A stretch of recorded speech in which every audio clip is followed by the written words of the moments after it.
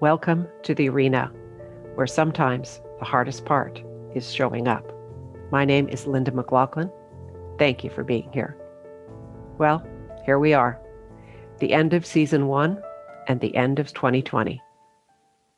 I learned so much through this process, and I want to thank all of my guests for their generosity and vulnerability in joining me to explore the people and events in their lives that taught them about courage and how they've used those experiences to fuel them, to test their limits, and to give them strength and perspective when life presents challenges.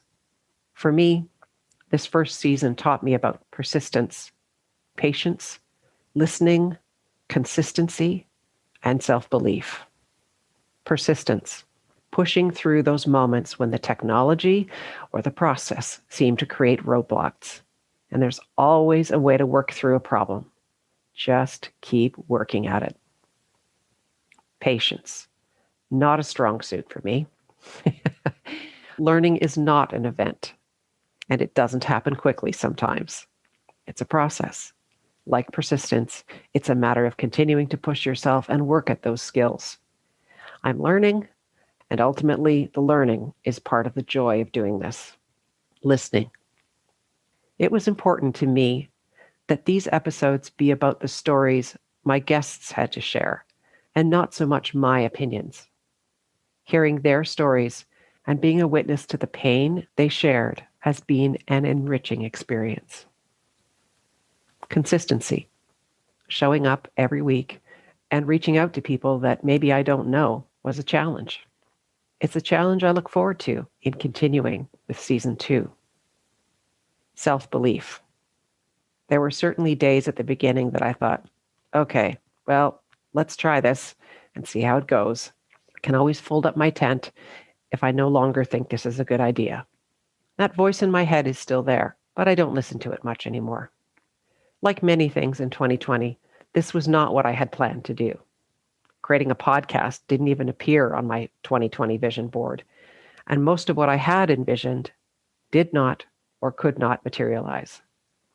The challenges I had set for myself in 2020 were suddenly replaced with others I'd never imagined.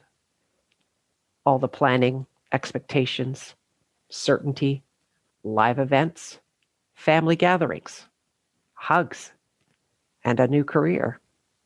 All the things and more that were put on pause or taken away temporarily, with no sense of when they might come back. Suddenly, I felt the urge to reconnect with friends and family I rarely saw or spoke to. I felt the urge to bake, to cook, and knit, finding comfort in these simple things. There were so many who were plunged into much more precarious and dangerous situations. The social, racial, familial, and financial disparities in our communities and countries was exacerbated by this global crisis. Personally, I've always found reading or hearing stories about courage, resilience, and overcoming adversity to be a source of inspiration. As people struggled with mental health issues due to the stress, isolation, and uncertainty, I wondered if sharing those kinds of stories might help. My own story is not about big, bold acts of courage, but daily incremental progress, one foot in front of the other kind of stuff.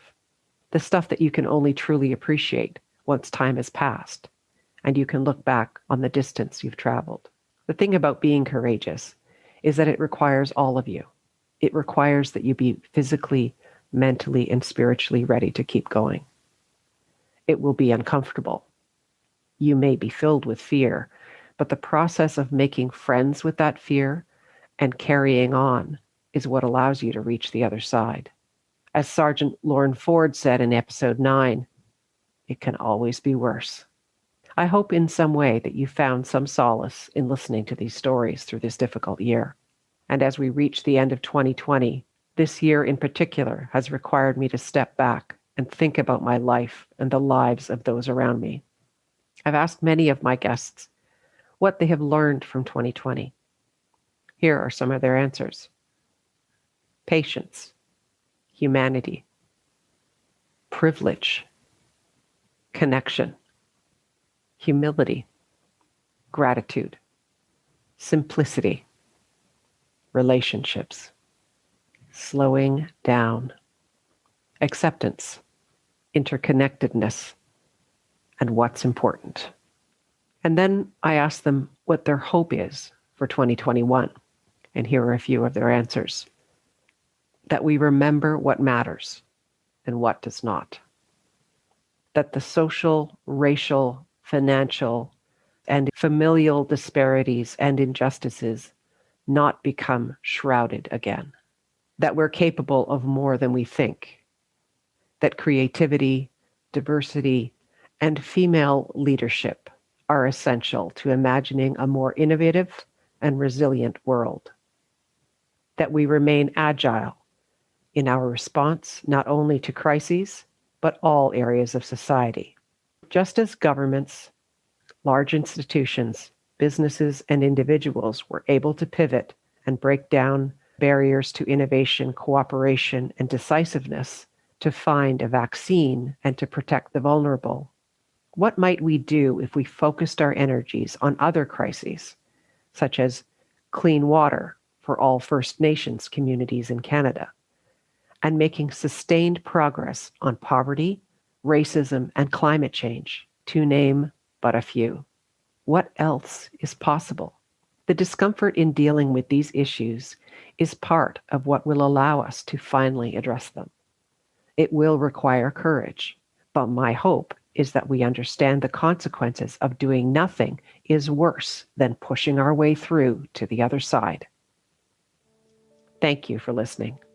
Please subscribe, and if you feel someone else might benefit from listening to this episode, please share it. Leave a rating or review wherever you listen to your podcasts. And if you want to follow my blog about courage, creativity, and change, or learn more about what I do, please visit my website, www.lindamclachlan.com. I'd love to hear from you.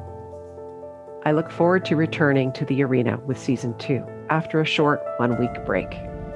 If there's a subject or a person you'd like me to focus on in Season 2, I'd welcome your suggestions. Until next time, my name is Linda McLachlan in The Arena.